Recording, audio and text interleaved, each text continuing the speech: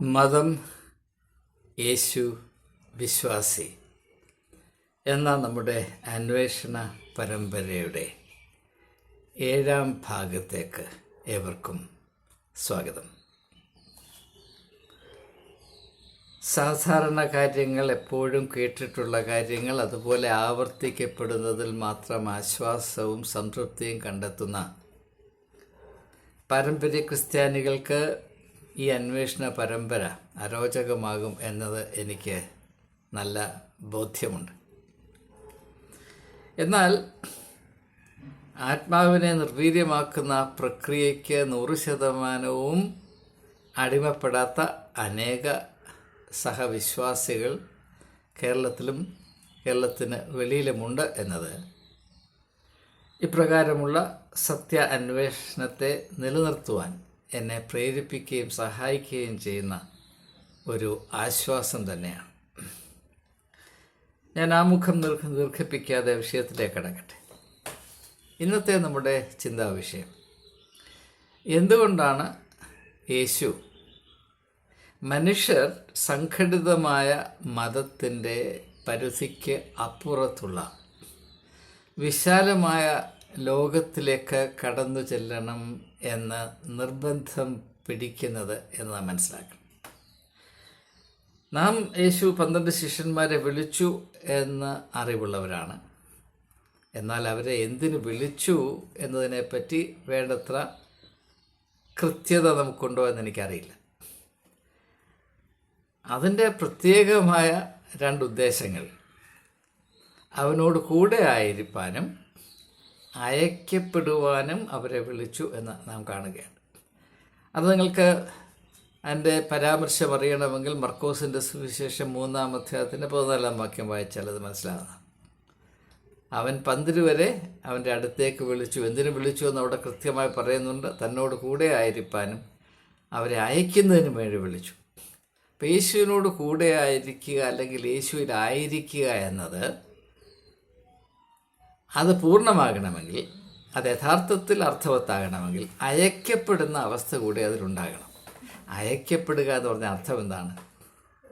ഇതുവരെ നാം ശീലിച്ചിരിക്കുന്ന, അറിഞ്ഞിരിക്കുന്ന, അനുഭവിച്ചിരിക്കുന്ന സാഹചര്യങ്ങൾ, അതിൻ്റെ പരിധിക്കപ്പുറത്ത്, അതിർവരമ്പുകൾക്ക്, വേലികൾക്കപ്പുറത്ത് വിശാലമായൊരു ലോകമുണ്ട്. അതിൻ്റേതായ അനുഭവങ്ങളും വിഭവങ്ങളും സാധ്യതകളും വെല്ലുവിളികളും അനുഗ്രഹങ്ങളുമുണ്ട്. അവിടെയും പ്രവർത്തിക്കുന്നൊരു ദൈവമുണ്ട്. പള്ളിയുടെ അങ്കണം മാത്രമാണ് ദൈവത്തിൻ്റെ പരിധിയിലുള്ളതെന്ന് വിശ്വസിക്കുന്നത് മണ്ടത്തരമാണ്. അല്ലെങ്കിൽ സഭാപരമായ സംഘടന കാണുന്നിടത്ത് മാത്രമേ ദൈവത്തിൻ്റെ കണ്ണ് പതിക്കുകയുള്ളൂ എന്ന് പറയുന്നത് പൊട്ടത്തരമാണ്. എന്നാൽ വളരെ പ്രകടമായൊരു സത്യത്തെ യേശു ലളിതമായി അവതരിപ്പിച്ചു, അത്രമാത്രം. അപ്പോൾ മതം എപ്പോഴും മനുഷ്യരെ പരിശീലിപ്പിക്കുന്നതും നിർബന്ധിക്കുന്നതും നിയന്ത്രിക്കുന്നതും മതം കണ്ടുവച്ചിരിക്കുന്ന ഇടങ്ങൾ അളന്നുകുറിച്ച് അടയാളപ്പെടുത്തി വേലി കെട്ടിയിരിക്കുന്ന ആ ഒരു ഇടം, സ്പേസ്, അതിൽ ഓരോരോ മതങ്ങളും അവരുടേതെന്ന വിധത്തിൽ സ്ഥാപിച്ചിരിക്കുന്ന ചില വിഭവങ്ങൾ, ചില പരിഭവങ്ങൾ. വിഭവങ്ങളുണ്ടെങ്കിൽ പരിഭവങ്ങളും ഉണ്ടായിരിക്കും. അത് പ്രകൃതിയുടെ നിയമമാണ്. അതിനപ്പുറത്തൊരു യാഥാർത്ഥ്യവുമില്ല. അതിനപ്പുറത്ത് എന്തെങ്കിലും ഉണ്ടോ എന്ന് ചിന്തിക്കുന്ന അപകടമാണ്. അങ്ങനെ ചിന്തിക്കുന്നവർ നരകത്തിൽ പോകും, അല്ലെങ്കിൽ ദൈവകോപത്തിന് ഇരയായി തീരുമെന്നൊക്കെയുള്ള വെറും നട്ടാൽ കുരുക്കാത്ത നുണയിലാണ് സംഘടിതമായ മതങ്ങൾ എപ്പോഴും ആശ്രയിച്ചിട്ടുള്ളത്. അതിന് ഇന്നും ഒരു മാറ്റവും വന്നിട്ടില്ല എന്നത് ഞാൻ പറയാതെ തന്നെ ഇതിൽ പങ്കെടുക്കുന്ന ഏവർക്കും അറിവുള്ളതാണ്. അപ്പോൾ അതുകൊണ്ട് തന്നെ ഈ മിഥ്യയുടെ പരിമിതിയിൽ നിന്ന്, അല്ലെങ്കിൽ ഈ മിഥ്യയുടെ അടിമത്വത്തിൽ നിന്ന് മനുഷ്യൻ മുക്തി പ്രാപിക്കണമെങ്കിൽ അവൻ ഈ അതിർവരമ്പുകളെ മുറിച്ച് അപ്പുറത്ത് കടന്നേ മതിയാകുകയുള്ളൂ എന്ന ഒരു തിരിച്ചറിവുണ്ട്. അതുകൊണ്ടാണ് യേശു പറയുന്നത്, ഇതിനെല്ലാം ഉൾപ്പെടുത്തിയാണ് യേശു പറയുന്നത്, നിങ്ങളുടെ നീതിബോധം പരീശന്മാരുടെയും ശാസ്ത്രിമാരുടെയും നീതിബോധത്തെ കവച്ചു വയ്ക്കുന്നില്ല എങ്കിൽ നിങ്ങൾ സ്വർഗരാജ്യത്തിൽ കടക്കയില്ല. ആമേൻ ആമേൻ ഞാൻ നിങ്ങളോട് പറയുന്നു എന്ന ആമുഖത്തോടു കൂടെയാണ് ഈ ശ്രദ്ധേയമായ ആശയം യേശു അവതരിപ്പിക്കുന്നത്. അപ്പോൾ പരീശന്മാരുടെയും ശാസ്ത്രിമാരുടെയും നീതിബോധം എന്നത് അവർ കർത്തൃത്വം ചെയ്യുന്ന ഇട്ടാവട്ടത്തിലുള്ള ഇടങ്ങളിൽ മാത്രം ഒതുങ്ങി നിൽക്കുന്ന, അവിടെ മാത്രം പ്രസക്തമായ, അവിടെ മാത്രം ആചരിക്കപ്പെടേണ്ട നീതിബോധമാണ്. അതിന് വിശാലമായ ലോകത്തോട് യാതൊരു ബന്ധവുമില്ല. അതുകൊണ്ടാണ് യേശു പറയുന്നത് തന്നെ നിങ്ങൾ കവച്ചു വെക്കണം. അത് കവച്ചു വെക്കണം എന്നതിൻ്റെ ആവശ്യമുണ്ടെന്ന് അറിയണമെങ്കിൽ അവർ വരച്ചിരിക്കുന്ന ഇട്ടാവട്ടത്തിൽ നിന്ന് കറങ്ങിക്കൊണ്ടിരിക്കുന്ന ഒരു വ്യക്തിക്കും അപ്രകാരം ഒരു ആവശ്യമുണ്ടെന്ന് തിരിച്ചറിയാൻ സാധ്യമല്ല. അവരുടെ അങ്കണത്തിൽ നിന്ന് വെളിയിലോട്ടൊന്ന് എത്തി നോക്കുന്നവർക്ക് മാത്രമേ ഒരു ചെറിയ തോതിലെങ്കിലും അതിനാവശ്യമുണ്ട് എന്ന് മനസ്സിലാക്കാൻ സാധിക്കുകയുള്ളൂ. അപ്പോൾ മതത്തിൻ്റെ അധികാരത്തിൻ്റെ അല്ലെങ്കിൽ മതത്തിൻ്റെ നുകത്തിൻ്റെ കീഴിൽ മാത്രം കഴിയുന്നൊരു വ്യക്തിക്ക് പരീശന്മാരുടെയും ശാസ്ത്രിമാരുടെയും എന്ന് പറഞ്ഞാൽ എല്ലാ മതത്തിലും സ്ഥിതി ചെയ്യുന്ന പുരോഹിത മേൽക്കോയ്മയുടെ നീതിബോധം, അതിൽ ദൈവസങ്കല്പങ്ങളും ഉൾപ്പെടും. അതിൽ ആത്മീയമായ ആശയങ്ങൾ എന്തൊക്കെയാണെന്ന് അവർ കുറിച്ചു വച്ചിരിക്കുന്നത് അതൊക്കെ ഉൾപ്പെടും. അതിനെ കവച്ചു വയ്ക്കുന്നില്ല എങ്കിൽ നിങ്ങൾ സ്വർഗരാജ്യത്തിൽ പ്രവേശിക്കുക എന്ന് പറഞ്ഞാൽ അവിടെയും ഞാൻ കഴിഞ്ഞ വീഡിയോയിൽ അവതരിപ്പിച്ച ആശയം കൂടുതൽ ശക്തമായി നമ്മുടെ ശ്രദ്ധയിൽ പതിക്കുകയാണ്. അതായത് മതവും യേശു അനാവരണം ചെയ്ത് പ്രചരിപ്പിച്ച മനുഷ്യഹൃദയങ്ങളിൽ എഴുതി വെച്ച ദൈവരാജ്യ സങ്കല്പവും തമ്മിൽ യാതൊരു പൊരുത്തവും ഉണ്ടാകുകയില്ല എന്ന യാഥാർത്ഥ്യം. അപ്പോൾ ഇത് നാം പ്രത്യേകമായി ശ്രദ്ധിക്കേണ്ട വലിയ ഒരാവശ്യമുണ്ട്. കാരണം നാം ചെറുപ്പം മുതലേ പരിശീലിപ്പിക്കപ്പെട്ടു വന്നത് ഈ പരിമിതമായ ചട്ടക്കൂടിനുള്ളിൽ മാത്രം ഒതുങ്ങി നിൽക്കണം, ഇതിനപ്പുറത്ത് എന്തെങ്കിലും ഉണ്ടോ എന്ന് നിങ്ങൾ അബദ്ധത്തിൽ പോലും വിചാരിക്കരുത്. അങ്ങനെ ഒരു ചിന്ത നിങ്ങളുടെ മനസ്സിൽ ഉദിക്കത്തക്കവണ്ണം നിങ്ങളിതിനപ്പുറത്തേക്ക് കാല് ചവിട്ടരുത് എന്ന നിർബന്ധത്തിലാണ് നമ്മുടെ ഓരോ സഭകളും, പ്രത്യേകിച്ച് ഓർത്തഡോക്സ് സഭകൾ, കൂടുതൽ ആവേശത്തോടുകൂടെ തൻ്റെ കുഞ്ഞുങ്ങളെ പരിശീലിപ്പിക്കുന്നത് സഭയുടെ പാരമ്പര്യം. ഇവിടെ ഒരു കത്തോലിക്ക പുരോഹിതൻ വളരെ വാചാലമായി സംസാരിക്കുന്നത് കേട്ടു. ഒരു കത്തോലിക്കനെ സംബന്ധിച്ചിടത്തോളവും ഒരു വിശ്വാസിയെ സംബന്ധിച്ചിടത്തോളവും അവന് സഭയുടെ പാരമ്പര്യങ്ങളാണ് യേശുവിൻ്റെ പഠിപ്പീരുകളെക്കാൾ പ്രാധാന്യം അർഹിക്കുന്നത് എന്ന് അദ്ദേഹം യാതൊരു സങ്കോചവുമില്ലാതെ വിളിച്ചു പറയുന്നത് നിങ്ങളിപ്പോഴും യൂട്യൂബിൽ ആ വീഡിയോ കിടപ്പുണ്ട്. കാപ്പിപ്പൊടി അച്ഛൻ നടത്തിയ പ്രസ്താവന നിങ്ങളുടെ ശ്രദ്ധയിൽപ്പെട്ട് കാണുമെന്നാണ് ഞാൻ കരുതുന്നത്. അപ്പോൾ ഈ വലിയ ഒരു തെറ്റിദ്ധാരണയിൽ ജനങ്ങളുടെ ഹൃദയത്തിൽ സ്ഥാപിച്ചിട്ടാണ് ജനങ്ങളെ ദൈവത്തിൻ്റെ പേരിൽ പുരോഹിതവർഗത്തിൻ്റെ താല്പര്യത്തിന് അനുസൃതമായി തളച്ചിട്ടിരിക്കുന്നത് എന്ന് നാം മനസ്സിലാക്കുക. അതുകൊണ്ട് ബദ്ധിതരെ വിടുവിക്കാൻ വന്ന യേശു നിശ്ചയമായും ഇങ്ങനെയുള്ള അവസ്ഥയിൽ നിന്ന് ജനങ്ങളെ വിടുവിക്കും എന്നതിന് യാതൊരു സംശയമില്ല. അപ്പോൾ നിങ്ങളുടെ നീതിബോധം പരീശന്മാരുടെയും ശാസ്ത്രിമാരുടെയും നീതിബോധത്തെ കവച്ചു വയ്ക്കണം എന്ന് പറയുമ്പോൾ അതിൻ്റെ മറ്റൊരു പ്രധാനപ്പെട്ട അർത്ഥം, പരീശന്മാരും ശാസ്ത്രിമാരും എന്ന് പറഞ്ഞാൽ പുരോഹിത മേൽക്കോയ്മ കൈയാളുന്ന ആളുകളുടെ ആ അധികാരത്തിൻ്റെ കീഴിൽ മാത്രം സ്ഥിതി ചെയ്യുന്ന ഈ ഒരു സംവിധാനത്തിൽ നിങ്ങൾക്ക് അനുഭവവേദ്യമാകുന്ന സാധ്യതകൾ വളരെ പരിമിതപ്പെട്ടതാണ്. അതുകൊണ്ട് നിങ്ങളുടെ ആത്മീയമായ വളർച്ചയ്ക്കും നന്മയ്ക്കും ആരോഗ്യത്തിനു വേണ്ടി നിങ്ങൾ പ്രാപിക്കേണ്ടത് ഈ പരിമിതമായ അവസ്ഥയിൽ നിന്ന് പ്രാപിക്കാവുന്ന സങ്കുചിതമായ അനുഭവങ്ങൾക്കപ്പുറത്ത് വിശാലമായ സാധ്യതകൾ, നിങ്ങളെ അത്ഭുതപ്പെടുത്തുന്ന സാധ്യതകൾ നിറഞ്ഞു നിൽക്കുന്ന ദൈവം സൃഷ്ടിച്ച ഈ അത്ഭുതകരവും മനോഹരവും അതിശയകരവുമായ ലോകത്തിൻ്റെ അനന്തമായ സാധ്യതകൾ നിങ്ങളുടെ ബോധതലങ്ങളിൽ പതിക്കണം എന്നതാണ് ഇവിടുത്തെ പ്രധാനപ്പെട്ട ഉദ്ദേശം. അതില്ലെങ്കിൽ ആത്മീയതയില്ല. ഇവിടെയാണ് മതവും ആത്മീയതയും തമ്മിലുള്ള വ്യത്യാസം കുറച്ചുകൂടെ വ്യക്തമായി നമ്മുടെ ശ്രദ്ധയിൽ പതിയുന്നത്. മതം നമ്മളോട് പറയുന്നു ഞങ്ങൾ സൃഷ്ടിച്ചു വച്ചിരിക്കുന്ന വേലിക്കപ്പുറത്ത് പോകരുത്. യേശു നമ്മോട് പറയുന്നു, നിങ്ങൾ അയക്കപ്പെടേണ്ടവരാണ്. നിങ്ങൾ ഈ വേലിക്ക് അകത്ത് മാത്രം കടന്നാൽ നിങ്ങൾ മൃഗങ്ങളെപ്പോലെ, കന്നുകാലികളെപ്പോലെ ആയിത്തീരും. അയക്കപ്പെട്ടെങ്കിൽ മാത്രമേ നിങ്ങൾ വിടുതലിൻ്റെ മാധുര്യവും അതിൻ്റെ പോഷണവും അനുഭവിക്കുകയുള്ളൂ എന്നതാണ് യേശു അറിയിക്കുന്നത്. ഇവിടെ നാം ഏറ്റവും പ്രധാനമായി മനസ്സിലാക്കേണ്ട ഒരു വിഷയത്തിലേക്ക് ഞാനിപ്പോൾ പ്രവേശിക്കുകയാണ്. ഇതാണ് വാസ്തവത്തിൽ ഈ വീഡിയോയുടെ കാതലായ ഭാഗം. യേശു മതത്തെ വീക്ഷിക്കുമ്പോൾ, വിലയിരുത്തുമ്പോൾ, യേശുവിൻ്റെ കാഴ്ചപ്പാടിൽ വരുന്ന അല്ലെങ്കിൽ പരിഗണനയിൽ വരുന്ന ഏറ്റവും പ്രധാനപ്പെട്ട പ്രശ്നം എന്താണെന്ന് ചോദിച്ചാൽ, മതം യാഥാർത്ഥ്യത്തിന് പകരമായി മത പാരമ്പര്യങ്ങൾ കാലാകാലങ്ങളിൽ നിർമ്മിച്ചു വച്ചിരിക്കുന്ന കൃത്രിമമായ മുക്കുപണ്ടങ്ങളുടെ ഒരു വാണിജ്യ വിപണിയാണ്. മുക്കുപണ്ടങ്ങൾ, ഫോൾസ് ഓർ ഇമിറ്റേഷൻ ജ്വല്ലറി. അത് യഥാർത്ഥ ആഭരണമാണെന്നൊക്കെ പറഞ്ഞ് വിൽക്കും, പക്ഷേ ഇത് മുഴുവനും മുക്കുപണ്ടങ്ങളാണ്.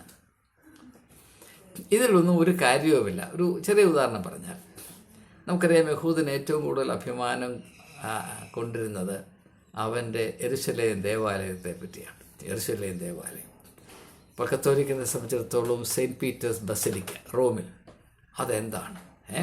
അല്ലെങ്കിൽ ആംഗ്ലിക്കൻസിനെ പറ്റി പറഞ്ഞാൽ കാൻറ്റർബറി കത്തീഡ്രൽ, എന്താ ഭയങ്കരം അയ്യോ എന്നൊക്കെ പറയും. അതിനേക്കാളൊക്കെ എത്രയോ അപ്പുറത്തായിരുന്നു യഹൂദന് സോളമൻ രാജാവ് പണി ചെയ്ത് കൊടുത്ത യെരുശലേം ദേവാലയം. അത് ദൈവത്തിൻ്റെ ദേവാലയം, ദൈവത്തിൻ്റെ നഗരിൽ സ്ഥിതി ചെയ്യുന്ന, ദൈവത്തിന് പ്രത്യേകം താല്പര്യമുള്ള, ദൈവത്തിൻ്റെ ഒരു ഹെൽത്ത് റിസോർട്ട് എന്ന പോലെ അവിടെ നിൽക്കും. അതിനെപ്പറ്റി യേശു എന്താണ് പറഞ്ഞത്? കല്ലിന്മേൽ കല്ല് വിശേഷിക്കാത്ത വിധത്തിൽ നശിച്ചു പോകും. കാരണം എന്താണ്? ഇതൊരു മുക്കുപണ്ടമാണ്. ദൈവത്തിൻ്റെ ആലയം ഇതല്ല. ഈ ആലയം പണിതപ്പോൾ സോളമൻ രാജാവ് വിളിച്ചു പറഞ്ഞതാണ്, മനുഷ്യൻ്റെ കൈകൊണ്ട് പണിയുന്ന ഒരു കെട്ടിടത്തിലും വസിക്കുന്നവനല്ല നീ എന്ന് ഞങ്ങൾക്കറിയാം. ദൈവത്തിൻ്റെ ആലയം എന്താണെന്ന് പൗലോസ് അപ്പോസ്തലൻ പറഞ്ഞിട്ടുണ്ട്. അത് മനുഷ്യൻ്റെ ഹൃദയമാണ്. അത് എല്ലാ ആത്മീയ പാരമ്പര്യത്തിലുമുണ്ട്. ഇപ്പോൾ ഹിന്ദു പാരമ്പര്യത്തിൽ അതുണ്ട്. മനുഷ്യൻ്റെ ഹൃദയമാണ് ദൈവം. ഹൃദയം ദേവാലയം, മാനവ ഹൃദയം ദേവാലയം, പോയ വസന്തം നിറമാല ചാർത്തും ആരണ്യ ദേവാലയം, മാനവ ഹൃദയം ദേവാലയം. ഇത് അറിയാൻ മേത്താരുമില്ല. പക്ഷേ അത് മതത്തിൽ വരുമ്പോഴോ, ദേവാലയം എന്ന് പറഞ്ഞാൽ അവിടെ ഞങ്ങൾ കല്ലും മണ്ണും സിമൻറ്റും കൊണ്ടൊക്കെ ഇരുമ്പ് കമ്പിയൊക്കെ വെച്ച് പണിതിരിക്കുന്ന അതില്ലേ, അതാണ് മുക്കുപണ്ടം. മനുഷ്യൻ്റെ ഹൃദയമാണ് യഥാർത്ഥത്തിലുള്ള ദേവാലയം എന്നിരിക്കെ അതല്ല ദേവാലയം, ഞങ്ങളുണ്ടാക്കിയിരിക്കുന്ന മുക്കുപണ്ടമാണ് ദേവാലയം എന്ന് പറയും. അതുകൊണ്ടാണ് യേശു പറഞ്ഞത്, നിങ്ങളുടെ അഭിമാന ഭാജനമായ ഈ ദേവാലയമില്ലേ, സോളമൻ രാജാവ് പണി ചെയ്ത് നിങ്ങൾക്ക് നൽകിയ വിശിഷ്ട വസ്തുക്കൾ കൊണ്ട് നിർമ്മിച്ച, അത് കല്ലിന്മേൽ കല്ല് വിശേഷിക്കാത്ത വിധത്തിൽ നശിച്ച് നാറാണക്കല്ലായിത്തീരുമെന്ന് പറയും. അതൊരു സൂചനയാണ്. ഇനിയും മതത്തിൽ അപ്രകാരം മാത്രമേ സംഭവിക്കുകയുള്ളൂ. നമുക്ക് ചില ഉദാഹരണങ്ങൾ മാത്രം പരിശോധിക്കാം. ക്രിസ്ത്യാനികൾ സഭാ വ്യത്യാസമെന്നെ വളരെയധികം പ്രാധാന്യം കൽപ്പിക്കുന്ന ഒരു കാര്യമാണ് ഈ സക്രമെൻ്റ്, അല്ലെങ്കിൽ ഹോളി കമ്മ്യൂണിയൻ, അല്ലെങ്കിൽ കുർബാന, അല്ലെങ്കിൽ ദിവ്യബലി എന്ന് കത്തോലിക്കർ പറയുന്നു. അത് യേശുവിൻ്റെ അന്ത്യ അത്താഴമാണ്, അല്ലേ? അത് സംശയമൊന്നുമില്ലല്ലോ. അത് കത്തോലിക്കരാണെങ്കിലും പെന്തക്കോസ്തുകാരനാണെങ്കിലും CSAക്കാരനാണെങ്കിലും മർത്തവക്കാരനാണെങ്കിലും, പരസ്പരം കടിച്ചു കയറുന്ന ഓർത്തഡോക്സ് ആണെങ്കിൽ യാക്കോബക്കാർ, എല്ലാവരും ഒരുപോലെ സമ്മതിക്കും യേശുവിൻ്റെ അന്ത്യ അത്താഴമായിരുന്നു. അതെങ്ങനെയാണ് ഈ പ്രഭാത ഭക്ഷണമാക്കിയത്, ബ്രേക്ക്ഫാസ്റ്റ് ആക്കിയത് എങ്ങനെയാണ്? ഇതിനകത്തൊരു അപാകതയുണ്ടെന്ന് എന്താണ് നമുക്ക് മനസ്സിലാകുന്നത്. നിങ്ങളാരെങ്കിലും നിങ്ങളുടെ അത്താഴം ബ്രേക്ക്ഫാസ്റ്റായിട്ട് കഴിക്കാറുണ്ടോ? ഉണ്ടെങ്കിൽ പറ, ഞാൻ മാപ്പ് അപേക്ഷിക്കാൻ തയ്യാറാണ്. പിന്നെ എന്താണ് ഇവിടെ വന്നപ്പോൾ യേശുവിൻ്റെ അത്താഴം ഈ പുരോഹിതന്മാർ കൈയാളുന്ന പ്രഭാത ഭക്ഷണം, പ്രാതകാല ഭക്ഷണം, ബ്രേക്ക്ഫാസ്റ്റായിട്ട് മാറിയത് ഒന്ന് ആലോചിച്ച് നോക്കൂ. വേണ്ട. യേശു തൻ്റെ ശിഷ്യന്മാരുമായി ആചരിച്ച അത്താഴത്തിൽ ഈ ഉണങ്ങിയ അപ്പക്കഷ്ണം, ഇത്രയുള്ള 2 മില്ലിമീറ്റർ അപ്പക്കഷ്ണവും 3 മില്ലി മുന്തിരിച്ചാറുമായിരുന്നു. ഇതെല്ലാം മുക്കുപണ്ടങ്ങളല്ലേ? ഇത് ഒറിജിനലായ കാര്യമല്ലോ ആണോ? ഒന്നുമല്ല. ഇതിനകത്ത് ഒറിജിനലായിട്ട് എന്തെങ്കിലും ഉണ്ടോ? യേശു ആചരിച്ച ആ ഒരു മഹനീയമായ അനുഭവത്തിൽ ഒരു പുരോഹിതനും അടുത്തു വരുവാൻ അവകാശമില്ലായിരുന്നു. ഇപ്പോൾ അതിൻ്റെ നുറുകയിൽ കയറിയിരിക്കുന്നത് പുരോഹിതനാണ്. ഇത് മുക്കുപണ്ടമല്ലേ? നിങ്ങൾ ആലോചിച്ച് നോക്കും. യേശു ആചരിച്ച അന്ത്യ അത്താഴത്തിൽ ശിഷ്യന്മാരുടെ കാല് കഴുകുന്ന ശുശ്രൂഷ അതിൻ്റെ അവിഭാജ്യ ഘടകമാണ്. അത് മുറിച്ചു മാറ്റിയില്ലേ? ഇത് മുക്കുപണ്ടമല്ലേ? വേണ്ട. യേശു സ്നാനമേറ്റു. അതിൻ്റെ പിന്തുടർച്ച എന്ന പോലെ നമ്മളും ശിശുക്കളെ സ്നാനം കഴിപ്പിക്കുന്നു. യേശുവിനെ സ്നാനം കഴിച്ചതാരാണ്? ഒരു പ്രവാചകനല്ലേ? ഇപ്പോൾ സ്നാനം കഴിപ്പിക്കുന്ന ആരാണ്? പുരോഹിതനല്ലേ? ഇത് മുക്കുപണ്ടമല്ലേ? യേശു എന്തിനാണ് സ്നാനത്തിന് വിധേയനായത്? ഒരു ദൗത്യത്തിലേക്ക് പ്രവേശിക്കാനല്ലേ? നമ്മുടെ കുഞ്ഞുങ്ങളെ സ്നാനപ്പെടുത്തുന്നത് എന്തിനാണ്? ഒരു സഭയിലേക്ക് പ്രവേശിപ്പിക്കാനല്ലേ? ഇത് മുക്കുപണ്ടമല്ലേ? ഇത് മുക്കുപണ്ടമല്ലെങ്കിൽ എന്താണ്? വേണ്ട. യേശു ക്രൂശിൽ മരിച്ചു. അതിൻ്റെ ഓർമ്മയ്ക്കായി നാം കുരിശിനെ ആരാധിക്കുന്നു. ഏത് കുരിശിനെയാണ്? കുരിശെന്ന് പറഞ്ഞ അർത്ഥം എന്താണ്? കുരിശെന്ന് പറഞ്ഞ തടി മാത്രമാണ്.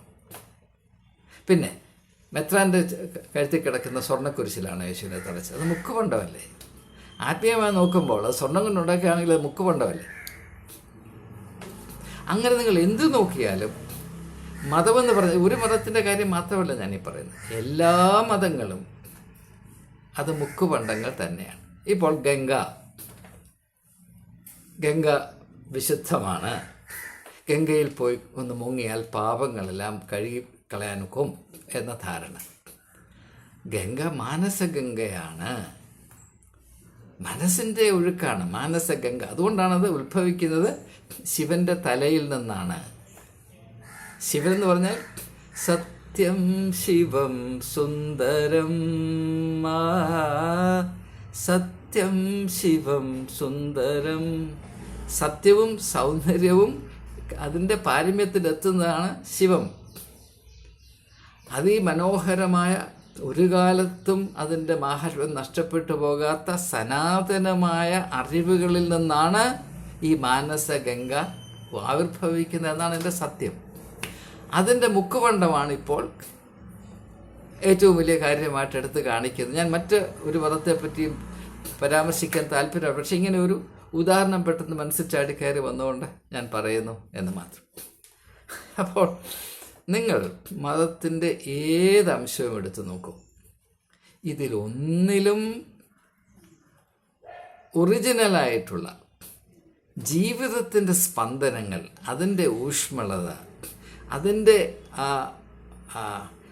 മനുഷ്യബുദ്ധിയെ കവിയുന്ന മർമ്മങ്ങൾ, മിസ്റ്ററീസ് ഉൾപ്പെടുന്ന ഒരു കാര്യവും ഒരു മതത്തിലുമില്ല. സംഘടിതമായ മതത്തിൽ ഈ മർമ്മങ്ങൾ ഒരിക്കലും ഉൾക്കൊള്ളുവാൻ സാധ്യമല്ല. അത് യേശു വളരെ മനോഹരമായി കാവ്യാത്മകമായി അവതരിപ്പിച്ചിട്ടുണ്ട്. അതെവിടെയാണ്? മതത്തിൻ്റെ ഒരു നേതാവായിരുന്ന, അതിൻ്റെ ഒരു പ്രതിനിധിയായിരുന്ന, റെപ്രസെൻറ്റേറ്റീവായിരുന്ന നിക്കോദീമോസ് യോഹന്നാൻ്റെ സുവിശേഷം 3-ാം അധ്യായത്തിൽ അന്ന് മനോഹരമായ അർത്ഥഗാംഭീര്യമുള്ള സംഭവം രേഖപ്പെടുത്തിയിട്ടുണ്ട്. അവനോട് യേശു പറയുകയാണ്, കാറ്റ് എവിടെ നിന്ന് വരുന്നുവെന്നോ എവിടേക്ക് പോകുന്നുവെന്നോ ആർക്കും അറിയുന്നില്ല, അതിനിഷ്ടമുള്ളിടത്തേക്ക് പോകുന്നു. അതുപോലെയാണ് പരിശുദ്ധാത്മാവിൻ്റെ പ്രവർത്തനവും. എന്ന് പറഞ്ഞാൽ ദൈവികമായ ഒന്നിനെയും നിങ്ങളുടെ ചട്ടക്കൂടിനകത്ത് ഒതുക്കി നിർത്താൻ സാധ്യമല്ല. നിങ്ങളുടെ ചട്ടക്കൂടിൽ നിങ്ങൾ ഒതുക്കി നിർത്തിയിരിക്കുന്നത് പരിശുദ്ധാത്മാവിൻ്റെ മുക്കുപണ്ടമാണ് എന്നാണ് യേശുവോട് പറയുന്നത്. യാതൊരു സംശയം വേണ്ട. അവിടെ സംശയത്തിന് മാർജിൻ അവശേഷിക്കുന്നില്ല. അങ്ങനെ നിങ്ങൾ മതത്തിൻ്റെ ഏത് അംശം എടുത്താലും ഇത് യഥാർത്ഥത്തിലുള്ള ഏതിൽ നിന്നാണ് ഇത് ഉത്ഭവിച്ചത് അതിനോട് യാതൊരു ബന്ധവുമില്ല. അതിന് പകരം മനുഷ്യനുണ്ടാക്കി വെച്ചിരിക്കുന്ന മുക്കുപണ്ടങ്ങൾ മാത്രമേ നിങ്ങൾക്ക് കാണാൻ സാധ്യമാകുള്ളൂ. ഇത് അന്നത്തെ യഹൂദ മതത്തിൻ്റെ അവസ്ഥയും ഇത് തന്നെയായിരുന്നു. അതുകൊണ്ടാണ്, ഇനിയും ശ്രദ്ധിക്കുക, അതുകൊണ്ടാണ് യേശു യഹൂദ മതത്തിൻ്റെ ചട്ടക്കൂടിന് വെളിയിൽ മാത്രം പ്രവർത്തിച്ചത് എന്ന് മനസ്സിലാക്കുക. നിങ്ങൾ യേശുവിനെ ക്രിസ്തു മതത്തിൻ്റെ സ്ഥാപിത കർത്താവായിട്ടാണല്ലോ കാണുന്നത്. അതിനേക്കാൾ വലിയൊരു അപമാനം യേശുവിന്മേൽ അടിച്ചേൽപ്പിക്കാനില്ല. പോട്ടെ, ഞാൻ അതിനെപ്പറ്റി കൂടുതലായിട്ട് പറയുന്നില്ല. ഈ ഒരു സാധ്യത ഉണ്ടായിരുന്നുവെന്ന് യേശു മുമ്പേ കണ്ടിരുന്നുവെങ്കിൽ ബോധം കെട്ട് വീണുപോയനെ. അവൻ അന്ന് ചങ്ക് പൊട്ടി മരിക്കുമായിരുന്നു എന്നൊരു അഭിപ്രായക്കാരനാണ്. കാരണം യേശു ഏത് ദർശനം, ഏത് വിടുതൽ, ഏത് ആത്മീയ അനുഗ്രഹം, ഏത് മാഹാത്മ്യം മനുഷ്യരാശിക്ക് പകർന്നു നൽകുവാൻ വന്നുവോ അതിനെ മുഴുവനും റദ്ദ് ചെയ്യുന്ന വിധത്തിലാണ് ക്രിസ്തു മതം സംഘടിക്കപ്പെട്ടിട്ടുള്ളത്. അതെല്ലാ മതങ്ങളെയും പോലെയാണ്. ലോകത്തിൽ അനേക മതങ്ങളില്ല, ഒറ്റ മതം മാത്രമേ ഉള്ളൂ. ആ മതത്തിന് പല പേരുകളും പല നിറങ്ങളും കൊടുക്കുന്നു, അത്രമാത്രം. എല്ലാ മതവും അവസാനം അരിച്ചു പെറുക്കി നോക്കിയാൽ ഒന്ന് തന്നെ. ഒരു മതത്തിലും രക്ഷയില്ല, ഒരു മതത്തിലും മനുഷ്യത്വത്തിന് ഇടമില്ല, ഒരു മതത്തിലും മനുഷ്യൻ വളരുന്നില്ല എന്നത് പ്രകടമായ സത്യമാണ്. മാത്രവുമല്ല, മതത്തിൽ മനുഷ്യൻ ആശ്രയിക്കുന്നതോറും അടുക്കുന്നതോറും അടിമത്വത്തിൻ്റെ ആഴത്തിലേക്ക് ചവിട്ടിത്താഴ്ത്തപ്പെടുകയും അവൻ്റെ മനുഷ്യത്വം ശ്വാസം മുട്ടി മരിച്ചു പോവുകയും ചെയ്യും എന്നതൊരു യാഥാർത്ഥ്യമാണ്. അതുകൊണ്ട് യേശു എന്തു ചെയ്തു? അന്ന് യഹൂദൻ്റെ അഭിമാനമായിരുന്ന അവൻ്റെ മതം, യഹൂദനെ സംബന്ധിച്ചിടത്തോളം അവൻ്റെ രാഷ്ട്രീയവും അവൻ്റെ സംസ്കാരവും അവൻ്റെ മതവും എല്ലാം ഒന്നായിരുന്നു. അപ്പോൾ യഹൂദ മതത്തിൻ്റെ ഒരു അംശത്തിന് എന്തെങ്കിലും കോട്ടം വരത്തക്കോണം ആരെങ്കിലും ഒരു കോട്ടുവായിട്ടാൽ അവനെ കല്ലെറിഞ്ഞു കൊല്ലും. അതേ അവസ്ഥയിൽ നിൽക്കുകയാണ്. അപ്പോൾ ആ സാഹചര്യത്തിലാണ് യേശു ഇതെല്ലാം ഉപേക്ഷിച്ച്, മുഴുവനും ഉപേക്ഷിച്ച്, എപ്രകാരം സിദ്ധാർത്ഥനായ എന്ന് പറയുന്ന രാജകുമാരൻ അവൻ്റെ ഉള്ളിൽ ആത്മാവിൻ്റെ പ്രേരണ വർദ്ധിച്ചത് കൊണ്ട് രാജകൊട്ടാരത്തെയും അതിൻ്റെ സുഖഭോഗങ്ങളെയും ഉപേക്ഷിച്ച് ഒന്നുമില്ലായ്മയിലേക്ക് കടന്നു ചെന്ന ഘോര തപസ് അനുഷ്ഠിച്ച് അതിൽ കൂടെ ഇതിലൊന്നും വലിയ കാര്യമൊന്നുമില്ല, സത്യാന്വേഷണമാണ് മനുഷ്യൻ്റെ വിടുതലെന്ന് മനസ്സിലാക്കി അപ്രകാരം വലിയ വലിയ ആത്മീയ സത്യങ്ങളുടെ ആഴങ്ങൾ കണ്ടെത്തുവാൻ ജീവിതത്തിൽ ഭാഗ്യം ലഭിച്ച ഭഗവാൻ ബുദ്ധൻ. അതുപോലെ തന്നെ യേശു യഹൂദൻ്റെ അഭിമാനവും അഹങ്കാരവുമായിരുന്ന അവൻ്റെ മതസംവിധാനത്തെ 100% ഉപേക്ഷിച്ച് അതിൻ്റെ വെളിയിലേക്ക് പോകാൻ കാര്യം എന്താണെന്ന് നിങ്ങൾ മനസ്സിലാക്കണം. ഒരു മതത്തിൻ്റെ ഉള്ളിൽ നിന്ന്, അതിൻ്റെ ചട്ടക്കൂടിൻ്റെ ഉള്ളിൽ, അതിൻ്റെ നാലുകെട്ടിനിടയിൽ നിന്നുകൊണ്ട് ഈ രക്ഷണ്യ ശുശ്രൂഷ നടത്തുവാനോ മനുഷ്യജാതിക്ക് നന്മ ചെയ്യുവാനോ സാധിക്കുമായിരുന്നുവെങ്കിൽ, അതിന് 1% സാധ്യത ഉണ്ടായിരുന്നുവെങ്കിൽ യേശു ഒരിക്കലും യഹൂദ മതത്തിൻ്റെ വെളിയിലേക്ക് പോയി ഈ വലിയ ശുശ്രൂഷ നടത്തുമായിരുന്നില്ല. നാം യേശുവിൻ്റെ വീര്യപ്രവൃത്തികളെ ആദരിക്കുന്നുവല്ലോ. അതേതെങ്കിലും യഹൂദൻ്റെ മതപ്രമാണമനുസരിച്ച് ചെയ്താൽ നിങ്ങൾക്ക് കാണിക്കാം. ഇത് മാത്രവുമല്ല, യഹൂദൻ്റെ ആചാരങ്ങളെ വെല്ലുവിളിക്കത്തക്കവണ്ണമാണ് ഇത് മുഴുവനും ചെയ്തിരിക്കുന്നത്. ഉദാഹരണമായിട്ട്, യഹൂദനെ സംബന്ധിച്ചിടത്തോളം ശബത്ത് നാളിൽ ഒരു കുഞ്ഞുവിരൽ പോലും അനക്കരുത്. യേശു തൻ്റെ രോഗശാന്തി ശുശ്രൂഷ നടത്തിയത് 50% കൂടുതൽ ശബത്ത് നാളിൽ തന്നെയായിരുന്നു. എന്തിനാണ് അങ്ങനെ ചെയ്തത്? മറ്റു ദിവസങ്ങളിൽ ചെയ്യാമായിരുന്നുവല്ലോ. അത് യഹൂദൻ ദൈവത്തെക്കാൾ കൂടുതൽ ശബത്തിന് പ്രാധാന്യം കൊടുക്കുന്നത് കൊണ്ട് അത് ആത്മീയമായ വലിയ ബുദ്ധിശൂന്യതയാണ്, പൊട്ടത്തരമാണ് എന്ന് അവൻ മനസ്സിലാകത്തക്കവണ്ണം മനഃപൂർവ്വം അവരെ പ്രകോപിപ്പിക്കുന്നതിന് വേണ്ടിയാണ് അവൻ യഹൂദൻ്റെ കാഴ്ചപ്പാടിൽ ഒരു കുഞ്ഞുവല്ല അനക്കരുത് എന്ന് നിഷ്കർഷിച്ചിരിക്കുന്ന ശബത്ത് നാളിൽ തന്നെ ഈ അത്ഭുത പ്രവൃത്തി, വീര്യപ്രവൃത്തി യേശു ചെയ്തു. വല്ല സംശയമുണ്ടോ? അതുപോലെ തന്നെ യേശു പഠിപ്പിച്ച എവിടെ നിന്നാണ്? ഭവനങ്ങളിൽ നിന്ന്, റോഡ് സൈഡിൽ നിന്ന്, കുന്നിൻ ചെരുവിൽ നിന്ന്, വള്ളങ്ങളിൽ നിന്ന്. അങ്ങനെ ഒരു സമീപനം യഹൂദ മതത്തിലുണ്ടായിരുന്നു നിങ്ങൾ കരുതുന്നുണ്ട്? യേശുവിൻ്റെ സുപ്രധാനമായ ആത്മീയമായ ആശയങ്ങൾ അത് യഹൂദ മതത്തിൽ നിന്ന്, ക്രിസ്ത്യാനി പറയുന്നത് പഴയ നിയമത്തിൽ തുടർച്ചയാണ് യേശു. ഒരിക്കലുമല്ല. പഴയ നിയമത്തിൽ നിന്ന് വളരെ വളരെ വളരെ വളരെ വ്യത്യസ്തമായ, ഞാൻ നിങ്ങളോട് ചോദിക്കട്ടെ, മതത്തിലെ ഏറ്റവും പ്രധാനപ്പെട്ട സങ്കല്പമാണല്ലോ ദൈവസങ്കല്പം. ദൈവത്തെ സ്വർഗസ്ഥനായ പിതാവായി കാണുന്നൊരു സങ്കല്പം പഴയ നിയമത്തിൽ എവിടെയെങ്കിലും നിങ്ങൾക്ക് കാണിച്ചു തരാം? മനുഷ്യൻ്റെ പാപത്തിന് പരിഹാരമായി ദൈവപുത്രൻ സ്വയം അർപ്പിക്കപ്പെടണം. പഴയ നിയമത്തിലും മനുഷ്യപുത്രൻ എന്നൊരു സങ്കല്പമുണ്ടായിരുന്നു. ആ സങ്കല്പം ഇതിൽ നിന്നൊക്കെ എത്രയോ വ്യത്യസ്തമായിരുന്നു. ഒരു വലിയ രാഷ്ട്രീയ നേതാവ് അവൻ വരുമെന്നും അവൻ്റെ ഭുജബലം കൊണ്ട് ദാവീദ് വംശത്തിൻ്റെ രാജകീയ വംശത്തിൻ്റെ ആധിപത്യം പുനഃസ്ഥാപിക്കപ്പെടുമെന്നായിരുന്നു യഹൂദൻ്റെ പ്രത്യാശ. അങ്ങനെയാണോ നടന്നത്? നിങ്ങൾ പഴയ നിയമവും പുതിയ നിയമവും ഒന്ന് താരതമ്യപ്പെടുത്തി പഠിച്ചു നോക്കൂ. അതിലെവിടെയാണ് തുടർച്ച? അപ്പോൾ യഹൂദൻ പാലിച്ചിരുന്ന, മനസ്സിലാക്കിയിരുന്ന, സ്വാംശീകരിച്ചിരുന്ന മത സംവിധാനത്തെ, അവൻ ആചരിച്ചിരുന്ന, അവൻ തലയിൽ വെച്ചുകൊണ്ട് നടന്ന മത സംവിധാനത്തിൻ്റെ ചട്ടക്കൂടിനെ 100% അതിജീവിച്ചുകൊണ്ടാണ് യേശു തൻ്റെ ശുശ്രൂഷ നടത്തിയത് എന്ന് ക്രിസ്ത്യാനി മനസ്സിലാക്കാൻ മടിക്കുകയാണ്, പേടിക്കുകയാണ്, ഞെട്ടിവിറയ്ക്കുകയാണ്. എനിക്ക് മനസ്സിലാകുന്നില്ല. കാരണം എന്താണ്? ഇനി അതുകൂടെ പറഞ്ഞ് നിർത്താൻ പോവുകയാണ്. പ്രിയപ്പെട്ട സുഹൃത്തുക്കളെ, നമുക്ക് അല്പം മൂളയുണ്ടല്ലോ, ഒരു കടുക് മണിയുള്ളൂ. മനുഷ്യർക്ക് എന്തെങ്കിലും പ്രയോജനം വരണമെങ്കിൽ യഥാർത്ഥ അനുഭവങ്ങൾ വേണ്ടേ? ഇപ്പം നിങ്ങൾക്ക് വിശക്കുമ്പോൾ നിങ്ങളൊരു പൈതലാണെന്ന് വിചാരിക്കുക. അപ്പോൾ അമ്മ എനിക്ക് വിശക്കുന്നു. അപ്പോൾ അമ്മ പറയാണ്, വേണ്ട പ്രയാസമൊന്നുമില്ല മോനെ, ഞാൻ ചപ്പാത്തിയും ഇറച്ചിക്കറിയും കൂടെ മേശപ്പുറത്ത് വെച്ചിരിക്കുന്ന ഒരു ഫോട്ടോ എടുത്ത് വെച്ചിട്ടുണ്ട്, നീ അത് കണ്ടുകൊണ്ടിരുന്നു എന്ന് പറഞ്ഞാൽ നിങ്ങൾക്കത് പ്രയോജനപ്പെടും. അതേ സംവിധാനമാണ് മതത്തിലുള്ളത്. ഇപ്പോൾ യേശുവിൻ്റെ തിരുവത്താഴ് ശുശ്രൂഷ ഒരു വലിയ അനുഭവമാണ്. ആ അനുഭവവും ഞായറാഴ്ച തോറും നിങ്ങൾ പള്ളിയിൽ പോയി വാവിളിക്കുന്ന ആ ഒരു ആചാരവും തമ്മിൽ എന്ത് ബന്ധമാണുള്ളത്? ഈ ബന്ധമാണുള്ളത്. വിശക്കുന്ന കുഞ്ഞിനോട് ചപ്പാത്തിയുടെ ഇറച്ചിക്കറിയുടെ ഫോട്ടോ കണ്ട് സായുജ്യമടയാൻ പറയുന്ന അനുഭവം തന്നെയാണുള്ളത്. വേറെ ഒന്നും അതിനകത്തില്ല. ഉണ്ടെന്ന് നമ്മെ തന്നെ അങ്ങ് തെറ്റിദ്ധരിപ്പിക്കുകയാണ്, മറ്റു മാർഗമൊന്നും ഇല്ലാത്തത് കൊണ്ട്. അപ്പോൾ അതുകൊണ്ട് മനുഷ്യർക്ക് നന്മ വരണമെങ്കിൽ, മനുഷ്യൻ വളരണമെങ്കിൽ, അവൻ യഥാർത്ഥത്തിൽ ദൈവ പൈതലായി രൂപാന്തരപ്പെടണമെങ്കിൽ യേശു പറഞ്ഞു, എന്നിൽ വിശ്വസിക്കുന്നവൻ ഞാൻ ചെയ്തത് മാത്രമേ ഞാൻ അപ്പുറവും ചെയ്യും. നിങ്ങൾക്ക് ഒരു കടുക് മണിയോളവും വിശ്വാസമുണ്ടെങ്കിൽ ഈ മലയോട് മാറിപ്പോകാൻ പറഞ്ഞാലും മാറും. അത് മനുഷ്യ വളർച്ചയുടെ വലിപ്പം, മാഹാത്മ്യം എത്ര വലുതായിരിക്കണം എന്നതിൻ്റെ സൂചനയാണ്. അതിശയോക്തിപരമായ സൂചന. അത് ആക്ഷരികമായി എടുത്താൽ തെറ്റാണ്. ഒരു മലയോടും അങ്ങോട്ട് മാറി നിൽക്കുക പറഞ്ഞിട്ട്, ഇപ്പോൾ ഞാനൊരു മലയോട് പറയുകയാണ്, നീ അങ്ങോട്ട് മാറി നിൽക്കുക. മല മാറി നിൽക്കും. അതുകൊണ്ട് എനിക്കെന്താണ് പ്രയോജനം? നിങ്ങൾക്കെന്താണ് പ്രയോജനം? അവിടെ നിൽക്കുന്ന കന്നുകാലികൾക്കോ പക്ഷികൾക്കോ ചെടിക്കോ പുല്ലിനോ പ്രയോജനമുണ്ട്? അതല്ല ഇതിനകത്തെ അർത്ഥം.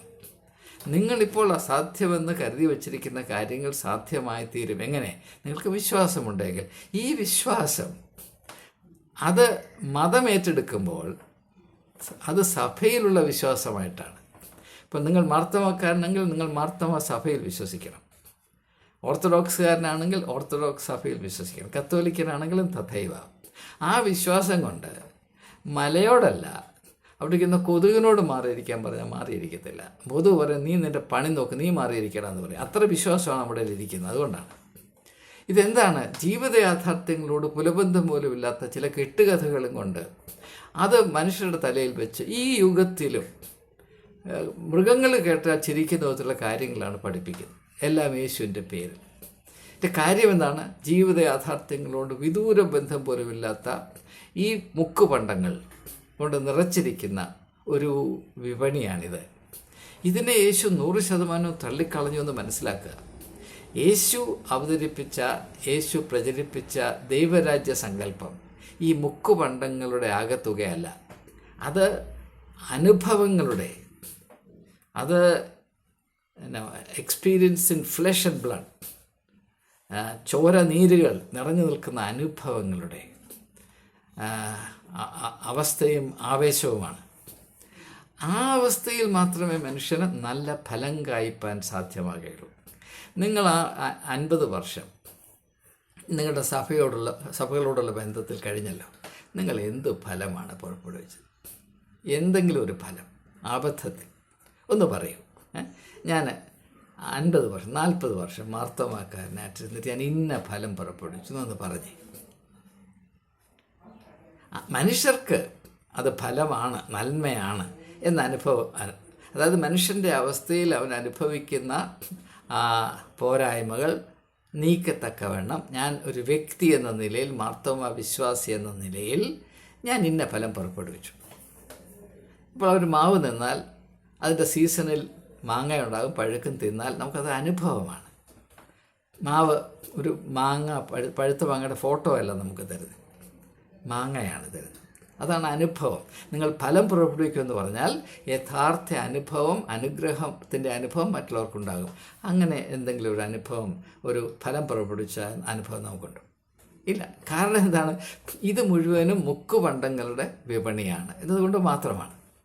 അതുകൊണ്ട് അതിനെ കൃത്യമായി അടയാളപ്പെടുത്തിയിട്ടാണ് യേശു ഈ മതത്തിൽ നിന്ന് വളരെ വ്യത്യസ്തമായ ദൈവരാജ്യ സങ്കല്പം അവതരിപ്പിച്ചത്. അതുകൊണ്ട് തന്നെ അതിലൊരു പുരോഹിതൻ കാലുകുത്താൻ യേശു അനുവദിച്ചില്ല. നിങ്ങളൊന്ന് ശ്രദ്ധിച്ചതോ, ഈ 4 സുവിശേഷത്തിൽ എവിടെയെങ്കിലും അന്ന് പുരോഹിതന്മാരില്ലാഞ്ഞിട്ടല്ല, അവരെ അങ്ങ് ദൂരെ മാറ്റി നിർത്തി. കാരണം ആ വർഗത്തിനകത്ത് കയറിപ്പോയാൽ ഇത് ചവിട്ടി മെതിച്ച് കുളമാക്കും എന്നതുകൊണ്ടാണ്. തൻ്റെ ജീവിതത്തിൻ്റെ ഒരവസ്ഥയിൽ പോലും ഒരു പുരോഹിതനെയും അടുത്തു വരുവാൻ, 4 അയലത്ത് വരുവാൻ യേശു സമ്മതിച്ചില്ല എന്ന് മാത്രമല്ല, അവിടെ തനി സ്വഭാവം എന്താണെന്ന് അസന്നിഗ്ധമായി സംശയാതീതമായി വിളിച്ചു പറഞ്ഞില്ലേ, കപടഭക്തിക്കാരെ, വെള്ള തേച്ച ശവക്കല്ലറകളെ എന്ന്. ഇത് നമുക്ക് മനസ്സിലാകുകയില്ല. ഇത് പറയേണ്ട ആവശ്യം എന്താണ്? ആരെയും അനാവശ്യമായി വിമർശിക്കുന്ന വ്യക്തിത്വം യേശുവിനില്ലായിരുന്നു. ഇത് സത്യമാകുകയാൽ ഇത് പറയാതിരിക്കാൻ ഒരു നിവൃത്തിയുമില്ലാത്തതുകൊണ്ടാണ് യേശു പറഞ്ഞത്. കാരണം മനുഷ്യനെ പറ്റിയ ഏറ്റവും വലിയ അപകടം, അത്യാഹിതം എന്താണ്? ഈ വർഗത്തെ മാത്രം ആശ്രയിക്കുക, അവരിൽ കൂടെ മാത്രമേ ദൈവത്തോട് അടുക്കുവാനോ ദൈവത്തിൻ്റെ ആനുകൂല്യം പ്രാപിപ്പാനോ സാധ്യമാകുക എന്നുള്ള പച്ച കള്ളം അവരെ പഠിപ്പിച്ച് ആ കള്ളത്തിൻ്റെ കയറുകൊണ്ട് അവരെ കെട്ടിയിടുക. ഇത് മനുഷ്യരാശിയോട് ചെയ്യുന്ന അപരാധമാണ്, ഇത് അനീതിയാണ്, ഇത് അന്ധകാരത്തിൻ്റെ പ്രവർത്തനമാണെന്ന് യേശു അറിഞ്ഞതുകൊണ്ടാണ് ഇത്ര മൂർച്ചയേറിയ ഭാഷയിൽ പുരോഹിതവർഗത്തെ വിമർശിച്ചത്. അല്ല മറ്റ് യാതൊരു കാരണവും അതിനകത്തില്ലായിരുന്നു. യേശുവിന് വ്യക്തിപരമായ ഒരു വിരോധനോടും വിരോധമില്ലായിരുന്നു എന്ന് നമുക്കറിയാം. അപ്പം അതുകൊണ്ട് ഇതൊക്കെ വളരെ വ്യക്തമായി പ്രകടമായി നമ്മുടെ മുൻപിൽ നമ്മെ തുറിച്ചു നോക്കിയിട്ടും ഇപ്പോഴും യേശുവിന് മുൻപുണ്ടായിരുന്ന അടിമത്വത്തിൻ്റെ മതം, അതിൻ്റെ സ്വഭാവം, അതിൻ്റെ ഘടന, അതിൻ്റെ ലക്ഷ്യം എന്താണ്, അതനുസരിച്ച് മാത്രമാണ് നാം ഇപ്പോഴും കഴിയുന്നത്. അതുകൊണ്ട് നാം നമ്മുടെ സഭാ ജീവിതത്തിൽ കൂടെ, സഭയോടുള്ള നമ്മുടെ അടിമത്തത്തിൽ കൂടെ യേശുവിനെ 100% റദ്ദ് ചെയ്തിരിക്കുന്നു എന്ന ദയനീയമായൊരു യാഥാർത്ഥ്യം തിരിച്ചറിയണമേ. അതുകൊണ്ടാണ് ഈ ചിന്ത പരമ്പര ആവിഷ്കരിക്കുവാൻ ആന്തരികമായി ഞാൻ വളരെയധികം പ്രേരിപ്പിക്കപ്പെട്ടത്, ഹേമിക്കപ്പെട്ടത് എന്നുകൂടെ സൂചിപ്പിച്ചുകൊണ്ട് സമയം അതിക്രമിക്കുന്നത് കൊണ്ട് മാത്രം ഞാൻ തൽക്കാലം വിരമിക്കുന്നു. അധികം താമസിയാതെ ഇതേ അന്വേഷണ പരമ്പരയിൽ നാം വീണ്ടും കണ്ടുമുട്ടുന്നതായിരിക്കും. എല്ലാവർക്കും എൻ്റെ സ്നേഹവന്ദനം.